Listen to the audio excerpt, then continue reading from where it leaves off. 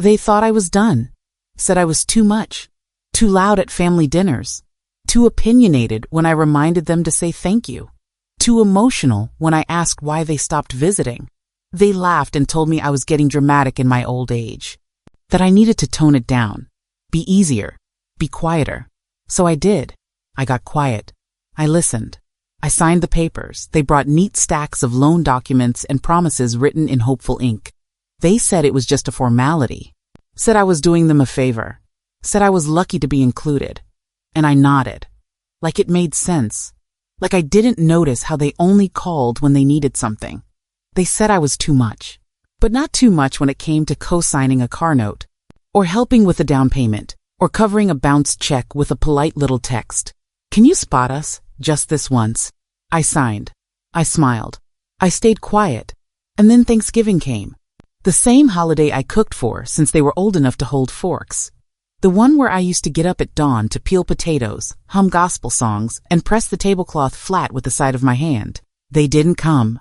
Didn't call, didn't text, didn't even pretend. I sat at a table set for 4, with only one chair pulled out, and I realized then they didn't think I was too much.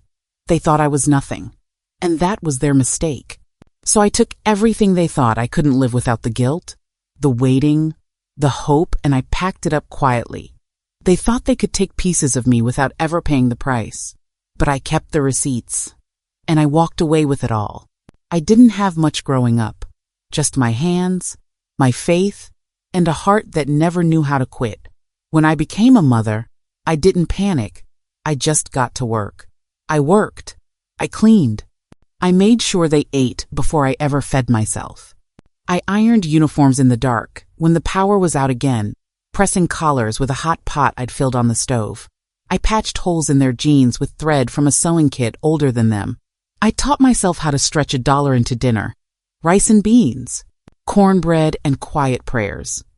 They never went to bed hungry, even when I did. They never saw me cry over bills. I kept that tucked away in the bathroom, in the laundry room, behind closed doors. The places women go to break down where no one can see. I didn't have time for tears. I had lunches to pack, heads to check for fevers, papers to sign. When their father left slow at first, then, all at once, I didn't scream, didn't beg. I just put the kids in front of me and kept going. Some days I felt like a ghost in my own home, but I kept the lights on. I kept them safe. That was enough. I bought their school pictures even when I couldn't afford to fix my glasses. Saturday through every parent-teacher conference, with shoes that pinched and a heart that ached to be seen. But I smiled, nodded, told them I was proud. I was. I showed up. Always. When they were sick, I slept sitting up, hand on their forehead all night. When they were scared, I made up stories with brave endings. When they were sad, I turned my voice into honey and told them everything would be okay, even when I didn't believe it myself. Every single holiday, I made magic. Didn't matter if it came from a clearance bin or a thrift store. I wrapped it with love, cooked from memory and muscle. I made sure the table was full, even if the fridge was bare 2 days later. There were no vacations, no girls' trips, no birthday getaways. I didn't even think about those things. I lived for them, for their milestones, their dreams, their voices down the hall. My love for them was the most consistent job I ever had. Unpaid, unthanked, but holy. And when they grew up, I told myself this is the reward. Seeing them stable, seeing them succeed. Maybe now they'll turn back. See me. Maybe now they'll say, "Thank you, Ma." But they didn't. They moved faster, called less, started saying things like, "You wouldn't understand," when I asked about their lives. Like I hadn't built those lives from scratch. Like my sacrifices were stories they'd already forgotten. Still, I showed up. When they had babies, I rocked them so they could sleep, washed bottles, picked up toys, cooked meals, and stayed quiet when they needed space. I didn't ask for anything, just a warm smile, maybe a chair at the table. They'd tell people, "Oh, our mom's great," but only when it made them look good. They didn't ask how I was sleeping, if my back ached, If I was okay living off what little retirement I had scraped together from decades of cleaning other people's houses. I co-signed the first time they asked because I remembered what it felt like to be starting out with nothing. I said yes because that's what I'd always done. They smiled like it was expected, like it was my job. But somewhere along the line, I stopped being mom. I became a resource, a backup plan, a voice they muted. And still I loved them. I loved them past being ignored, past being used, past being told I was too much, just because I finally started saying how I felt. I used to think love meant never walking away. Now I know love, real love, includes loving yourself enough to stop bleeding for people who only show up when they smell a benefit. I gave everything for them. And for a long time, I thought that was the point. But now I know the point was me too. The signs were there. I just didn't want to see them. They started small. That's how it always begins. Little things you tell yourself not to worry about, like how they'd talk over me at dinner, or how they'd roll their eyes when I asked questions about their work, their life, their kids. It's not that deep, Ma. You wouldn't get it. I laughed it off, said they were just tired, stressed, that this was just a phase. But it wasn't. They'd cancel plans last minute, forget to call, forget my birthday one year, then laugh about it the next like it was cute. You know we love you. Don't be so sensitive. That's what they'd say when I went quiet. Once, I offered to help my daughter fold laundry while I was visiting. She looked at me and said, "No offense, Ma, but you don't fold it the way I like it." I just nodded, didn't argue. But I remember thinking, when did I become someone they corrected, not cherished? They told me I was too much, that I asked too many questions, that I told the same stories over and over again. I started to shrink without even realizing, started second-guessing every sentence, started telling myself maybe I was too much, too opinionated, too loud, too needy. But I was never needy. I never asked for more than a call, a seat at the table, a thank you now and then. They'd say they were too busy. Life's hectic. The kids are a handful. Work is demanding. And I believed them. Because I wanted to. Because believing they were overwhelmed was easier than accepting they were pulling away. That I was no longer necessary, only convenient. There were other signs, like when they started calling only when they needed something. Do you know anyone who could watch the kids this weekend? Can you co-sign just for this loan? We'll handle the payments. Can you send a little extra this month? Things are tight. They didn't ask how I was. Didn't notice when I started forgetting things. Didn't see the stack of medical papers sitting on my kitchen counter, waiting for someone to care enough to ask. I told myself they'd come back around, that families go through seasons, that they loved me, deep down, even if they didn't show it. I said, they're just distracted. They'll remember who I am. They just need time. But every month, the calls grew shorter. The visits grew rarer. And when they were around, they were different. Tense. Like they were tolerating me. Like I was something they had to manage. I remember once, I mentioned how I missed when we used to talk for hours. My son laughed and said, "Ma, you used to trap us on the phone. We'd just put the phone down and let you talk." He said it like it was a joke. But it didn't feel funny. I started staying quiet after that. I'd show up, smile, bring a casserole, sit in the corner, and try not to say too much. Try not to be too much. And still, it wasn't enough. They'd forget to introduce me when friends came over. They'd roll their eyes when I'd tell an old story. One time, I started reminiscing and my daughter said, "We've heard this one, Ma. Save it." So I did. I saved it. I saved all of it. The stories, the hurt, the confusion, the way they spoke to me like I was a burden, the way they smiled when I handed over money, but barely looked up when I spoke about how I was doing. I kept telling myself, they need me. But one night, after a long call where I agreed to yet another loan I couldn't afford, I sat in the dark, tea gone cold in my hands, and the truth landed hard and soft all at once. They didn't need me. They needed someone to give. And I was just convenient. I didn't want to believe it. Not my babies. Not the children I carried, fed, raised, defended. I kept thinking maybe I'd misunderstood, that maybe next week would be better, that they'd remember the woman who gave them everything. But deep down, I knew. The love was still there, but the respect, that was long gone. It didn't happen all at once. That's the cruel part. It was slow, a drip, not a flood. Until one day, I looked around and realized everything I had given had already been taken, and I was the only one still standing in the wreckage, trying to believe it was love. They took the loan I co-signed, smiled as they handed me the pen. "Just a signature, Ma. You won't have to worry about a thing." And I believed them, because I wanted to, because my hand still remembered holding their feverish heads, and I couldn't imagine them lying to me. But they knew what they were doing. They knew I wouldn't say no. They knew they could smile while taking everything. They moved into the house, bought the new car, started living their lives like I didn't exist except when a bill came due. And when I asked how things were going, they said, "Busy, Ma. We'll call you later." But later never came. Then my birthday passed. No call, no card, not even a message. I sat in my room, lights off, holding the phone like it might ring if I just wished hard enough. It didn't. I made a sandwich and ate it over the sink. One plate, no candle, no laughter.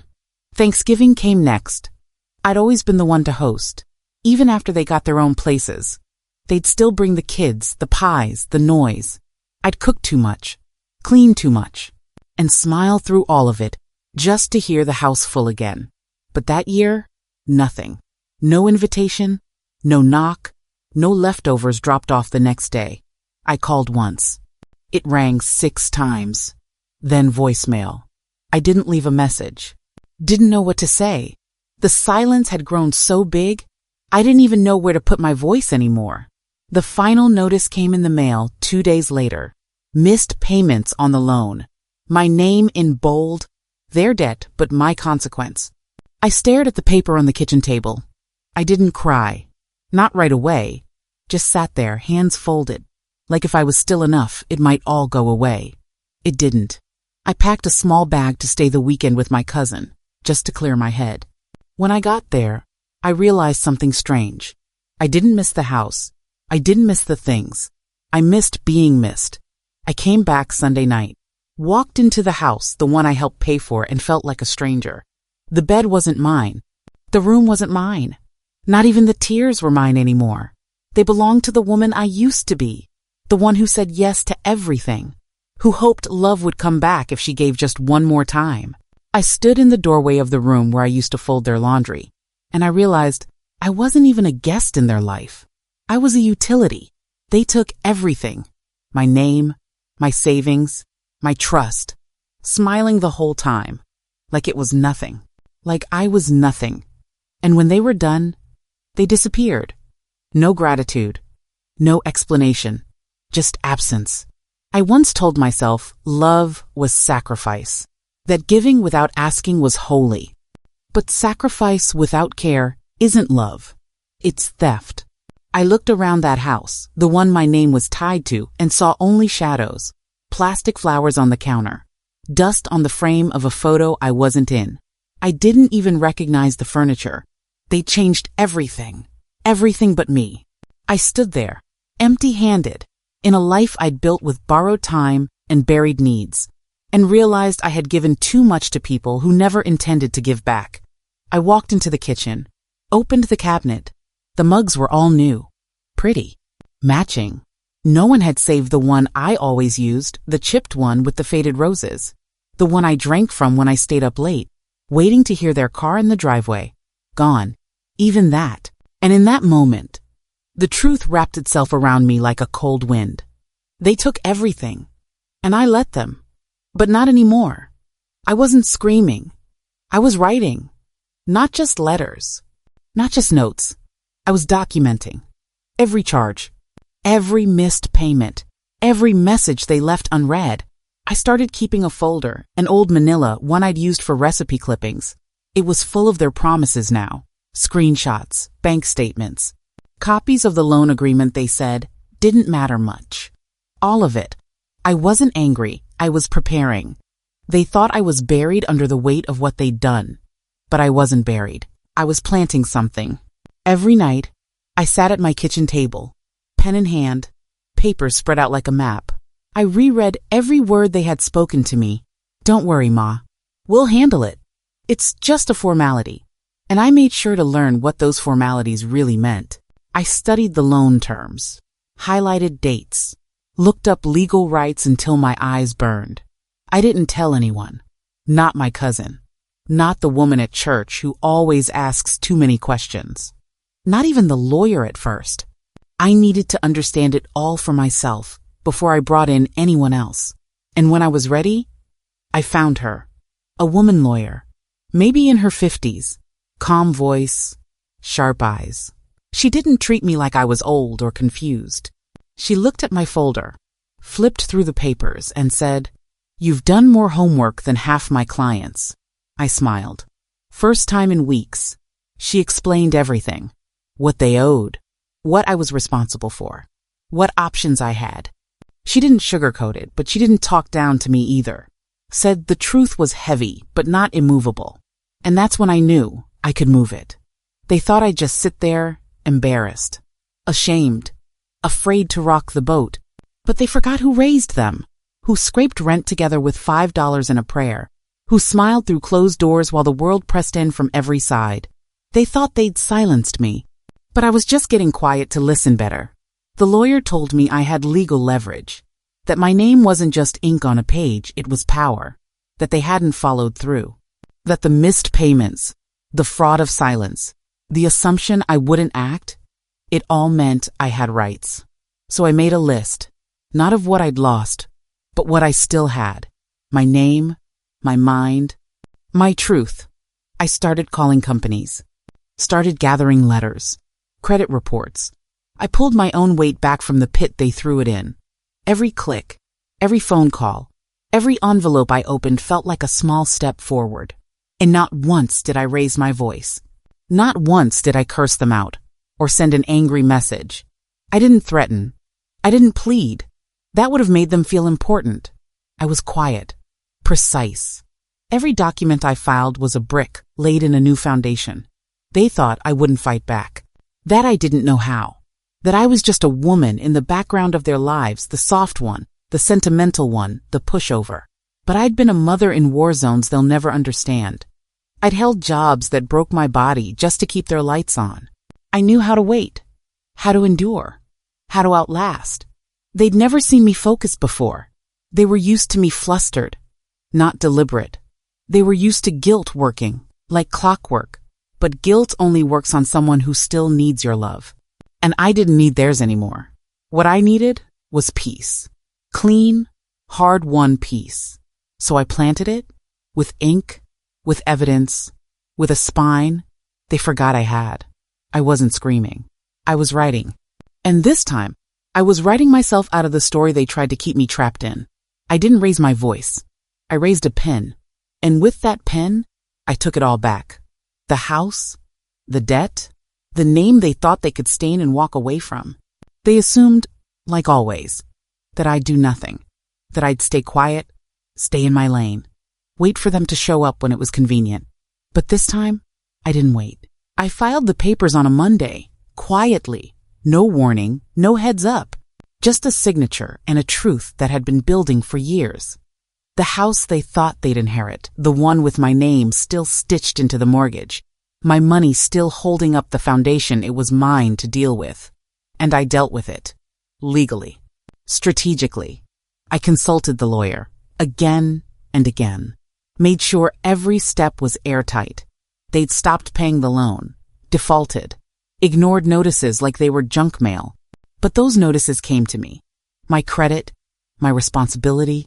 And they thought I'd just absorb it like always. Pretend it wasn't happening. Cry in private. Let it slide. But this time, I didn't cry. I read, I learned, and I acted. The house went up for sale. The paperwork went through the proper hands. The realtor didn't ask questions, just commented on how lovely the place was and how lucky the new buyers would be. I smiled, said nothing, let them think what they wanted. I didn't tell the kids, didn't send them a message. I wanted them to learn the way I learned with the truth, landing hard and quiet, right where it hurt. By the time they noticed, the for sale sign was already in the yard. The photos were online. The buyers had toured it, made an offer, signed the papers. They had plans for that house. Thought they'd fix it up, pass it down, maybe rent it out for extra income. They thought it was theirs by default. Not by effort, not by care, but by entitlement. But they forgot something simple. My name was still on the deed. And I wasn't dead yet. When the sale closed, I walked out with one bag of clothes, 2 file folders, and more power than I'd ever had. I didn't pack boxes. I didn't take the furniture. Let them keep it the couch they bought on credit, the fake plants, the dishes they never offered to wash when I visited. I took what mattered. My dignity, my rights, my peace. I used the proceeds to pay off what they owed under my name. Every cent. I made sure the credit companies had nothing left to chase. And with what was left, I found myself a small place. Something clean, quiet, manageable. Just enough. Enough to sleep in peace. Enough to live without debt hanging over my head like a shadow. They didn't find out until it was too late. I heard from my cousin that they were furious. Said I blindsided them. Said I'd gone behind their back. Said I ruined their plans. But what about mine? What about all the years I gave? Never asked, never spoke up, never said no. They never considered that I had plans too, that maybe I wanted to leave something behind that felt like mine. I didn't sell the house out of revenge. I sold it for freedom. The kind they never gave me. The kind I had to take for myself. And when I walked out of that house for the last time, keys in hand, I didn't cry. I didn't look back. I just closed the door, turned the lock, and let the silence wrap around me like a soft, steady wind. I walked out with a bag of clothes and more power than I'd ever had. And this time, it was enough. They came knocking, but I had already turned off the porch light. Not in anger, not to be cruel, just because I was done answering doors for people who only showed up when they needed saving. They came the way they always did, fast, loud, and late. My daughter called first, said there had to be some mistake, that the realtor must have gotten it wrong, that I couldn't have actually sold the house. We were gonna fix things, Ma, she said, like that meant something now. Then came my son. More fire than sense. You should have talked to us first. I let the call ring. Let the voicemail collect his voice and store it where I'd never have to hear it again. They knocked. Literally. They pulled up to the house, saw the sign gone, the windows empty, and knocked like I still lived there, like I still belonged to them. But the key I used didn't fit the lock anymore. I wasn't there. They called my cousin, called the church, called the bank, tried every way they could think of to get answers. But by the time they reached the truth, I was already planted somewhere else. Somewhere quiet. They couldn't understand it. Couldn't believe I'd really done it. But I had. I didn't yell. I sold it. They thought I'd go to my grave grateful for scraps, for birthdays skipped, for love yous sent only when something was broken or overdue. They thought I'd always answer, always help, always stay. But people mistake softness for weakness. I'd been soft. I'd been patient. But I'd also been watching, and when the moment came, I didn't make a scene. I made a move. Everything they thought they controlled, gone. The house, sold. The debt, cleared. The name they borrowed, returned. And me, free. They called it betrayal. Said I blindsided them. But a betrayal needs surprise. And I'd been giving them signs for years. They just didn't read them. They were too busy looking past me to notice I'd stopped waiting. They asked, "Where are you living now?" I didn't answer. They asked, "Can we talk about this?" I already had. Just not in words they wanted to hear. I talked through action, through paperwork, through a lockbox they couldn't open, and a deed they no longer had access to. I spoke in quiet decisions, final ones. They said I ruined their future. But what about mine? What about the years I spent shrinking so they could stretch? What about the hours I stood by the window, waiting for them to show up? What about every dinner I made for people who left their gratitude in voicemail form? Number, I didn't ruin anything. I reclaimed it. They came knocking. I turned off the porch light. I made tea. Saturday by my window in a new town. Let the world spin without interruption.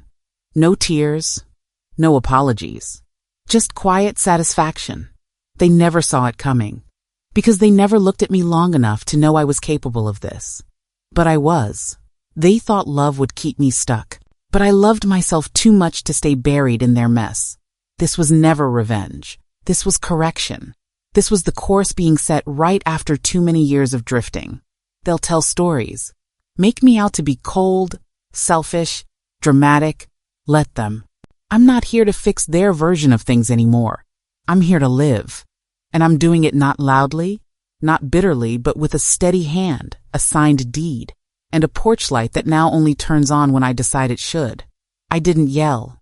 I sold it. And I never looked back. They called. Over and over. Different times of day, different numbers.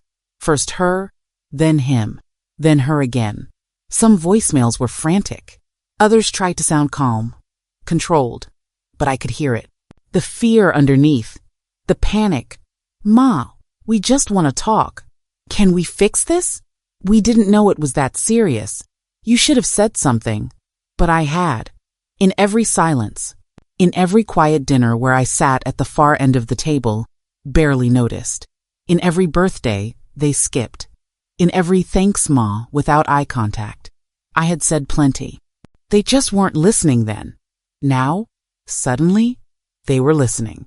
Hanging on every missed call. Every text that didn't come back. That's the thing about silence. It only matters once the person you ignored stops filling it for you. They kept trying. Emails. Messages through cousins. Letters in the mailbox of my old address. One day, a delivery some expensive flowers with a note, "We're sorry. Please talk to us." I didn't answer. Not out of spite, but because I no longer owed them my voice. Forgiveness isn't owed, and I gave enough already.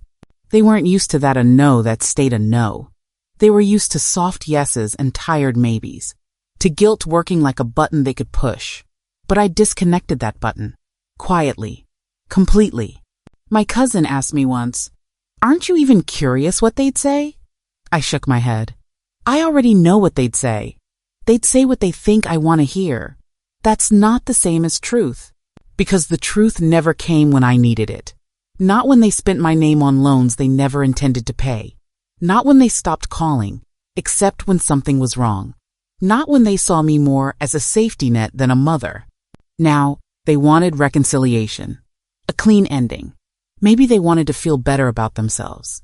Maybe they thought if they apologized, I'd let them back in. But apologies aren't keys. And my door was closed. I wasn't angry. That surprised people. They expect a woman like me tired, used, discarded to be full of rage. But anger takes energy. I'd already spent mine on love that never circled back. Now I'm just still. Not bitter. Just done. They thought they could offer regret like it was a gift. As if guilt, repackaged with flowers and, "We didn't mean it," could buy back years of being invisible. But I don't accept late payments anymore. And I don't reopen closed accounts. I know they're hurting.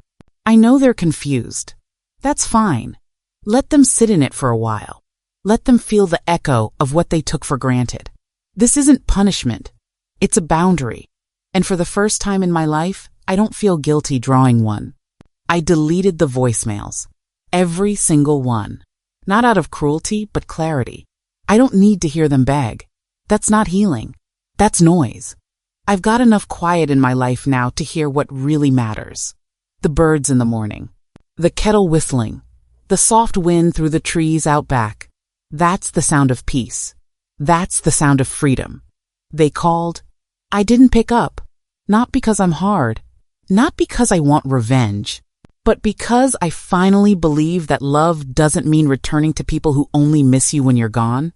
I didn't block them. I didn't curse them. I just chose not to answer. And that choice, it feels like breathing. For years, I believed I was the weight. The reason they sighed during conversations. The reason they didn't visit. The reason they changed the subject when I asked about their lives. I thought maybe I talked too much. Remembered too much. Loved too hard. I thought maybe I'd overstayed my welcome in the lives I helped build. But it wasn't me. It was never me. I wasn't the one holding them back. I was the one holding them up. Too long, too patiently. And when my arms finally got tired, they didn't say thank you. They said I'd become a burden. They made me feel like love had a shelf life. Like once I aged out of usefulness, I was just supposed to fade into the background. Quietly, without making anyone uncomfortable. But I didn't fade. I bloomed. Not loudly. Not for show. Just slowly. In the corners of my new life. This time, I ate at my table. Alone and free. I set the napkin. Lit a candle. Cooked what I liked. No catering to anyone else's taste. No cleaning up after someone who didn't notice the effort. Just me. A plate of lemon chicken. And the sound of a house that didn't expect me to explain myself. And it felt good. It felt right. There were no calls. No surprise knocks. No last-minute invitations. No flowers came. So I bought my own. Bright orange lilies from the farmer's market. Set them right in the middle of the table. Said to myself, these are for you. You're still here. You're still worth beauty. I started remembering who I was before I was just Mom. Before I was a wallet. A witness. A quiet figure at the edge of the photo. I was Margaret. The woman who once danced barefoot on a kitchen floor after finally paying off her first car. The woman who read 3 books in a single week when the kids were still small and finally napping. The woman who could fix a washing machine with a paperclip and a butter knife. She was still in there, just waiting for me to stop apologizing for her. It took letting go of their weight to realize how heavy it had been. All those years of waiting for appreciation, for a crumb of respect, for a call that didn't come with a request attached. They thought I was the burden, but I was the bridge. I carried them across years they couldn't have crossed alone, and when they got to the other side, they didn't look back. Now, I've stopped looking back too. I look forward to small things. Fresh bread on Sundays, a warm chair by the window, an afternoon where no one needs anything from me. I walk slower now, not because I'm tired, but because there's no one rushing me anymore. I listen to the birds longer. I sleep with the window cracked open and dream in color again. I don't keep score. I don't replay what they said, what they didn't say. I don't check the phone waiting for proof that I mattered. I already know I did. The proof is in the silence, the kind that feels like peace, not punishment. Some days, I pass by old photos, their baby faces looking back at me, and I smile. Not with regret, not with longing, just a soft ache, like a healed scar. I gave them love, real love. I just forgot to save some for myself. Not anymore. Now I wake up, water the plants, stretch without urgency. The world doesn't expect anything from me. And for the first time, I don't feel guilty about that. Because I'm not too much. I never was. They just didn't have room for everything I carried. But I do. And that's enough. For a long time, I thought I was the only one. The only mother who'd given too much. The only woman who'd poured herself empty for people who barely looked back. I thought maybe I'd done something wrong, raised them wrong, loved them wrong. But I wasn't alone. Not even close. It started with a quiet moment at the market. A woman around my age complimented my tomatoes, said hers never came out quite right. We talked about soil, sun, and patience. Then, almost like a whisper between the words, she said, "My daughter hasn't called me in 6 months." And I just nodded. No pity, no surprise. Just a knowing that passed between us like breath. Since then, I found them everywhere. In the church pew behind mine, in the waiting room at the clinic, at the library's Tuesday morning book circle. Women who gave everything and then some, and then got told they were too much, too present, too opinionated, too there. One told me her son blocked her after she asked about repayment on a loan she co-signed. Another raised her grandkids for 5 years, then wasn't invited to the wedding. Another woman, soft voice, steady eyes, said simply, "I paid for his degree. I don't even know what city he lives in now." We don't cry when we share these things. We've already done that. We just nod. We pass tissues without a word. We sip coffee and break bread and lean back in our chairs knowing someone else understands. I wasn't alone. I was a spark in a field of quiet fires. We're not loud. We don't march or shout, but we are here, holding each other in gentle glances, in shared silence. There's a power in that, in the way we've all risen, again and again, even after being pushed aside. Some of us left homes we paid for. Some of us stopped answering phones. Some of us planted new gardens, started painting, joined dance classes, took trips we were always told were too expensive. And when we talk, it's not about bitterness. It's about freedom. Not the kind you see on magazine covers. The quiet kind. The kind that shows up in the way you stand taller at the grocery store. In how you say, "No, thank you," without explaining. And how you smile at the sunset like it's yours. We don't carry shame anymore. We carry each other. And in that sisterhood, I found a truth I'd long forgotten. I was never the problem. I was just too much for people who wanted me small. Now I walk with women who know the weight of invisible labor, who've loved without return, who've walked away with dignity and a folding chair and still managed to set a whole table. We are not gone. We are not weak. We are not bitter. We are blooming after all that. They didn't see us coming, didn't see us heal, but we did. And now, we are never alone again. They thought they'd write me off, so I rewrote the ending.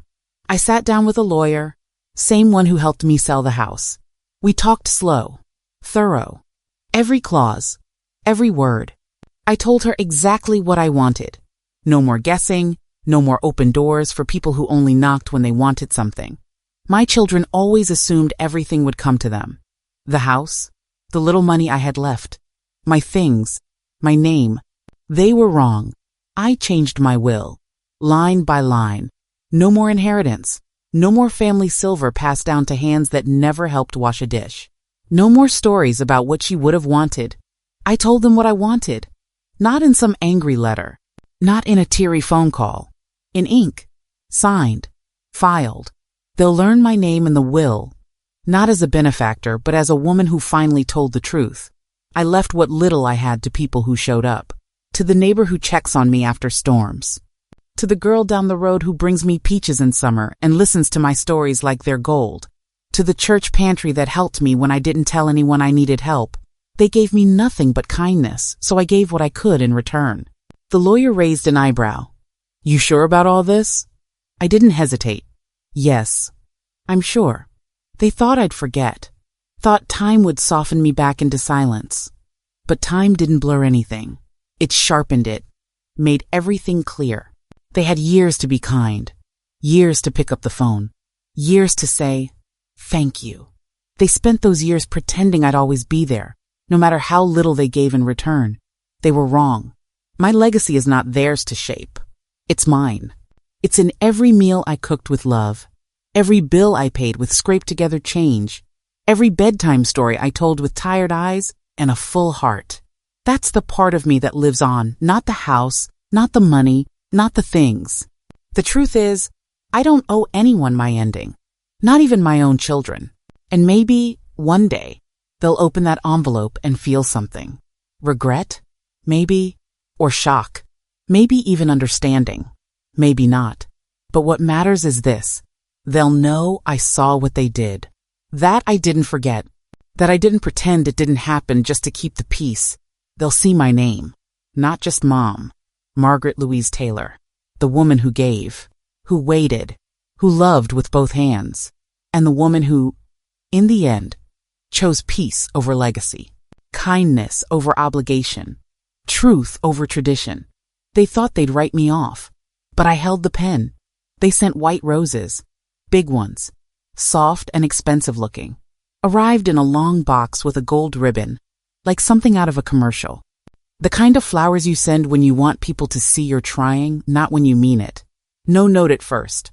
Just my name scribbled on the little card. My name, written like it still belonged to them. I set the box on the table and stared at it for a long time. Then I put it back in the hallway. Didn't even open the wrapping. It felt like a performance. A guilt offering. A page torn from the wrong kind of playbook, one where love can be bought, or worse, bargained. The next day, a letter came, neatly typed, no emotion, no handwriting, just business language disguised as regret. We're sorry if you felt hurt. If. That word sat like a splinter in my skin. They weren't sorry for what they did. They were sorry for the consequences. 2 days after that, another box. Lilies this time. White. Pristine. Another card. We're thinking of you. I laughed out loud when I read it. Not cruelly.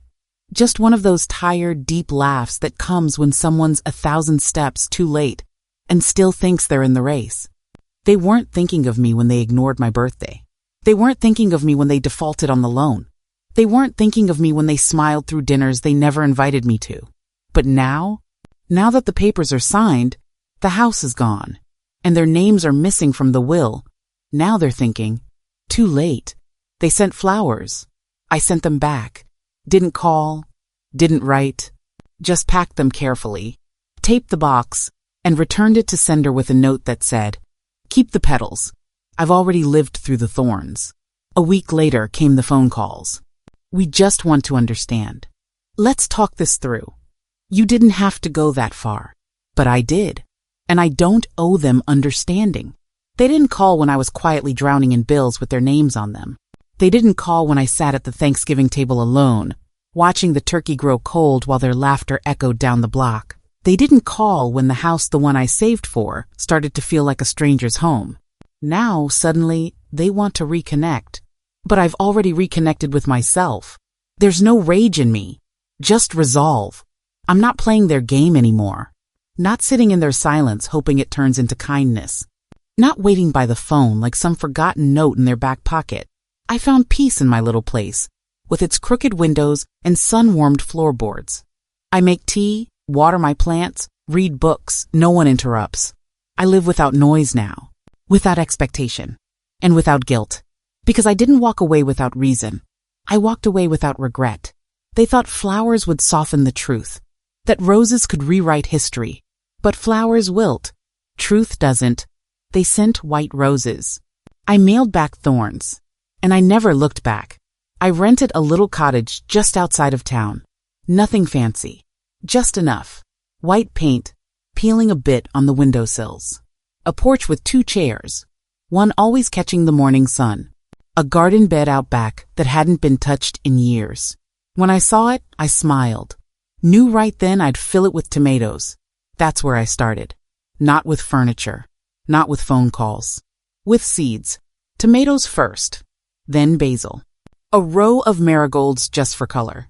I spent my mornings kneeling in the dirt, softening the soil with my hands. It felt good. Earthy. Honest. Nothing asked of me. Nothing taken. Just sun, water, and patience. I didn't bring much with me. Just what I needed. A few dishes, my books, a teapot, one picture of myself at 27, standing in the rain, laughing. That version of me had no idea what was coming. But I keep her close. Now she reminds me I was always someone before I became mom. No one calls me grandma here. They just call me neighbor. Morning, Miss Margaret. You need anything from town? You're growing those tomatoes again? It's strange how warm people can be when they want nothing from you. Just presence. Just a wave from the porch. I haven't had that in a long time. It's enough. More than enough. I wake up when I want. Walk to the corner market on Wednesdays. Pick up lemons. Sometimes just because I like the color. I don't answer to anyone anymore. No late-night phone calls. No guilt-laced requests. No pretending I'm okay when I'm not. I planted lavender near the door. The bees love it. I do too. Smells like quiet. Sometimes I sit on the porch with a blanket around my shoulders and just watch the wind move through the trees. I don't need to be busy. I've done enough. The cottage doesn't have a guest room. That was intentional. No room for apologies years too late. No room for, we were just going through a lot. I forgave what I needed to. The rest I left behind, packed with things I no longer carry. This place? This is mine. I don't need visitors. I don't need explanations. I need the sound of birds at dawn, the slow boil of the kettle, the satisfaction of tomatoes ripening on the vine after weeks of care. This is what I waited for. Not grand vacations or inheritance or reconciliation. Just peace. Just the space to remember who I am without their voices in my ear. Some days, I talk to the tomatoes. Tell them they're doing a good job. It sounds silly, but I like it. I never talked to myself much before. There wasn't time. Now there's time. This life is quiet, but it's full. And when I sit with that I realize I didn't lose anything when I walked away. I gained something I didn't even know I'd been missing. Myself. I rented a little cottage and planted tomatoes. And they're growing just fine. After I moved into the cottage, I started writing again. Not for anyone else. Just for me. Each morning, I'd sit at the little table by the window, pen in hand, tea cooling beside me, and write the truth. No filters, no softening. Just the words I'd held in my mouth for decades and never said out loud. I didn't write in rage. I wrote in remembrance. Pages and pages of memories I once brushed off or buried. Times I smiled through disappointment. Times I said, "It's fine," when it wasn't. I wrote about birthday cards that never came, meals eaten alone, phone calls that turned into favors before they turned into silence. They took my voice, so I wrote it louder. Not angry, just clear. Some days I wrote to the version of me that still waited by the phone. Other days I wrote to the young girl I used to be before life turned her into a caretaker. I reminded her she didn't do anything wrong. That love, when it costs your peace, isn't really love at all. Then one day, I wrote a letter to them, to my children. It wasn't a list of complaints. It wasn't a plea for understanding, just the truth. I wrote, "I gave you everything, time, money, years. I gave you silence when I should have spoken, and you called me too much when I finally did. But I was never too much. I was simply more than you were willing to see." I told them about the house, how I sold it not out of anger, but survival. I told them I changed my will. I told them I no longer needed apologies to feel whole, that I wasn't waiting anymore. And at the end, I wrote, "This is not a door reopening. It's a record being set straight." I signed it not as Mom, not as Ma, but simply Margaret, the woman behind everything you forgot. I folded the letter neatly, placed it in a plain envelope, and mailed it to the only address I had left for them. I didn't add a return address. I didn't expect a response. That was never the point. Writing it was the closure. Sending it was the release. I don't know if they read it. I don't know if they cried or crumpled it or laughed or threw it in a drawer they'll forget for years. What I do know is this. I told my story, in my own words, on my own terms. And for once, they didn't get to interrupt. I still write, still fill pages in my little journal with memories and moments. I write when the tomatoes bloom, when the wind rattles the old shutters, when a neighbor brings fresh bread and reminds me that kindness still exists in the world. My voice is mine now, not for them to dismiss, not for them to borrow, just mine. And every time I put pen to paper, I remember they tried to quiet me, so I wrote the truth louder. I didn't slam a door. I didn't write a final message in all caps. I didn't cry into the phone or demand explanations. I just let go, without a sound. It didn't happen all at once. Letting go never does. It starts with small things like not checking the phone first thing in the morning, like not planning holidays around people who never showed up, like saying no and not needing to explain why. I stopped expecting the apology, stopped replaying the arguments, stopped carrying their guilt like it had my name on it. Letting go wasn't dramatic. It was quiet, clean, like dusting off a shelf and realizing the things you kept there never really belonged. They still call now and then. I see the names flash across the screen. Sometimes I pause, just for a second.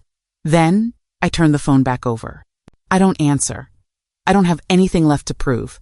I gave them enough of me already. I used to think I needed a moment, one final conversation, one heartfelt confession, something to tie it all up with a neat bow. But peace doesn't always look like resolution. Sometimes it just looks like not picking up. Not because I'm cold, but because I'm warm now, with my own company, my own stillness, my own safety. I made a little ritual out of it. not a funeral. Just a quiet acknowledgement. I took their photos down, folded up the letters, placed the memories in a box, and set it in the back of the closet. Not out of bitterness, out of kindness for myself. Because you don't need a funeral to bury a bond. You just need to stop watering something that never grew for you. The goodbye wasn't loud. It was walking past the mailbox without hoping. It was cooking dinner for one and lighting the candle anyway. It was planting something new in the garden bed where nothing used to thrive. I didn't scream. I didn't curse. I just exhaled the kind of breath you take when the weight finally leaves your shoulders. Some people will never understand why you walked away. That's fine. Understanding is a choice, just like silence is. And I choose both. They may still talk, still wonder, still try to rewrite the story, but I've written the final page. And it ends like this. A woman, in her cottage, a cup of tea in one hand, the sound of birds through an open window, no calls coming in, no permission needed, no weight left to carry. I let go without a sound. And in the quiet, I found myself again. They'll speak my name when it's too late. Not in love, not in apology, but in confusion, in whispers. In the space I used to fill so quietly, they never thought to thank me. Until I was gone, they'll wonder what happened. Wonder why I changed. But I didn't change. I just stopped making it easy to ignore me. I no longer linger in their stories, not the ones they tell at parties, not the ones they rewrite to make themselves feel better. I stepped out of the frame, out of the mess, out of the role I was never meant to die in. And still, I know they'll say my name. When the will is read, when the keys don't fit, when their children ask, "What happened to Grandma?" and they have no clean answer. They'll feel the loss, not in anger, but in the weight of everything they missed. And I won't be there to soften it. I gave them my best years, my best meals, my best chances. And when they pushed me aside, they thought I'd stay quiet. But silence isn't surrender. It's strategy. And I left them with the loudest sound I had. Nothing. I was the storm they never saw coming. And now, I'm the silence they can't forget.